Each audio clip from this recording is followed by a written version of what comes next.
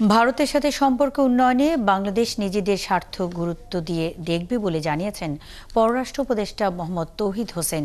বলেন, এজন্য বিদেশে এবং দেশে নিজেদের সক্ষমতা বাড়াতে হবে। শনিবার নর্থ সাউথ বিশ্ববিদ্যালয়ে আয়োজিত এক গোলটেবিল বৈঠকে তিনি কথা বলেন। এ সময় উপদেষ্টা বলেন, রাজনৈতিক সরকার দেশের শিক্ষা ব্যবস্থা ধ্বংস করেছে, তাই অন্য অনেক দেশ থেকে আমরা পিছিয়ে আছি।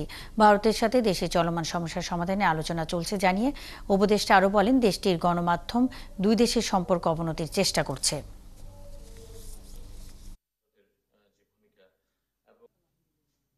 আমাদের স্বার্থ রক্ষিত হবে কিসে, এটাও সবসময় যে একেবারে সবাই একমত হয় তাও না, কিন্তু চূড়ান্ত বিচারে আমাদেরকে দেখতে হবে যে কি করলে আমাদের স্বার্থ রক্ষিত হয়। এটা আমি শুধু ভারতের ক্ষেত্রে বলছি না, পৃথিবীর যে কোনো দেশের ক্ষেত্রে।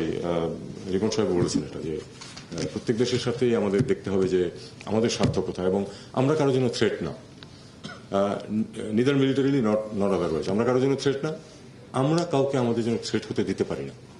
এখানেই আমাদের জাতীয় ঐক্যের প্রশ্ন এবং আমাদের সক্ষমতার প্রশ্ন। সক্ষমতা শুধু সামরিক সক্ষমতা না।